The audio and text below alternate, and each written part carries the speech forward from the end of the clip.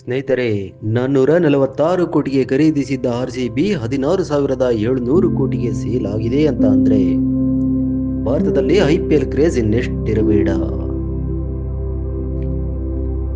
ಜಗತ್ತಿನ ಅದ್ಯಾವ ದೇಶದಲ್ಲೂ ಇರದಷ್ಟು ಕ್ರಿಕೆಟ್ ಹುಚ್ಚು ನಮ್ಮ ಭಾರತೀಯರಿಗಿದೆ ಅಂತ ಆತನಿಗೆ ಮನವರಿಕೆಯಾಗಿತ್ತು. ಈಗಿನ IPL ಮಾದರಿಯಲ್ಲೇ ಕ್ರಿಕೆಟ್ ಆಯೋಜಿಸಬೇಕು ಅಂತ 1995ರಲ್ಲೇ BCCIಗೆ ಮನವಿ ಮಾಡ್ತಾನೆ. BCCI ಸಾರಾಸಾಟಾಗಿ ತಿರಸ್ಕಾರ ಮಾಡುತ್ತೆ.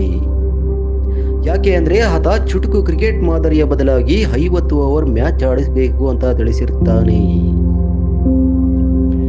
BCCI ಒಪ್ಪೋದಿಲ್ಲ.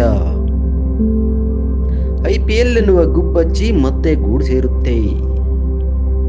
ಅದ್ಯಾವಾಗ ಧೋನಿ ನಾಯಕತ್ವದಲ್ಲಿ 2007ರಲ್ಲಿ T20 ವಿಶ್ವಕಪ್ ಗೆಲ್ಲುತ್ತೆ ನೋಡಿ.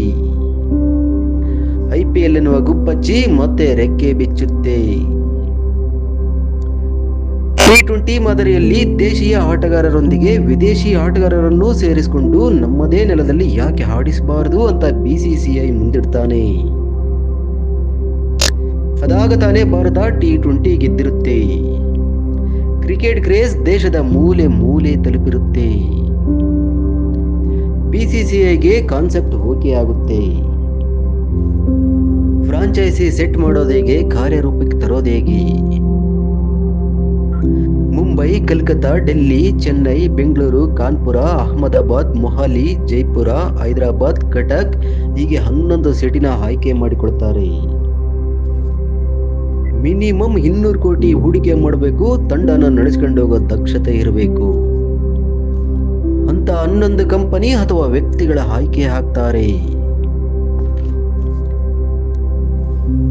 ಒಂದು ಸಿಟಿಯ ತಂಡನ ಎಷ್ಟು ಕೋಟಿಗೆ ಕೊಂಡ್ಕೊಳ್ಳಕ್ ರೆಡಿ ಇದೀನಿ ಅಂತ ಮುಚ್ಚಿದ ಲಕೋಟೆನಲ್ಲಿ BCCIಗೆ ಸಲ್ಲಿಸಬೇಕಾಗಿರುತ್ತೆ.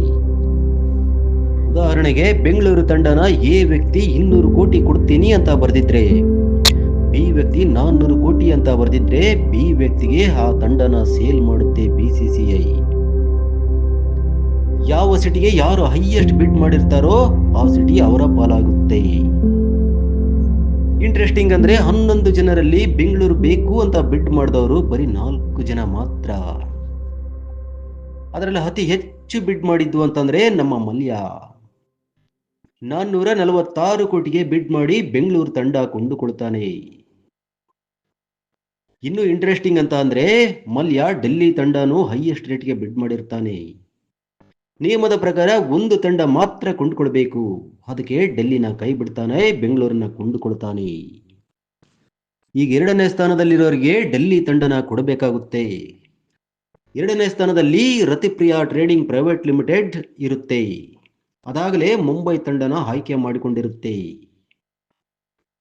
ಡೆಲ್ಲಿ ತಂಡ 3ನೇ ಸ್ಥಾನದಲ್ಲಿರೋ GMR ಹೋಲ್ಡಿಂಗ್ಸ್ ಪ್ರೈವೇಟ್ ಲಿಮಿಟೆಡ್ ಪಾಲಾಗುತ್ತೆ. 450 ಕೋಟಿಗೆ ಮುಂಬೈ ತಂಡ ಸೇಲ್ ಆಗಿ ದೊಡ್ಡ ಫ್ರಾಂಚೈಸಿ ಅನಿಸಿಕೊಳ್ಳುತ್ತೆ. 446 ಕೋಟಿಗೆ ಸೇಲ್ ಆದ ಬೆಂಗಳೂರು ತಂಡ 2ನೇ ದೊಡ್ಡ ಫ್ರಾಂಚೈಸಿ ಆಗುತ್ತೆ. 11 ಸಿಟಿಗಳ ಪೈಕಿ ಉಳಿದಿದ್ದು 8 ಮಾತ್ರ. ತಂಡನ ಬರೀ ಕಂಪನಿಗಳಿಗೆ ಸೇಲ್ ಮಾಡಿದ್ರೆ ಅದಕ್ಕೊಂದು ಮೆರುಗು ಇರೋದಿಲ್ಲ ಅಂತ ಬಾಲಿವುಡ್ ಬಣ್ಣದ ಟಚ್ ಅಪ್ ಮಾಡ್ತಾನೆ. ಸಿನಿಮಾ ರಂಗ, ಕ್ರಿಕೆಟ್ ಎರಡೂ ಜೊತೆಯಾದ್ರೆ ಹೇಗಿರುತ್ತೆ ಅಂತ ನಾನೇನ್ ಹೇಳಬೇಕಾಗಿಲ್ಲ.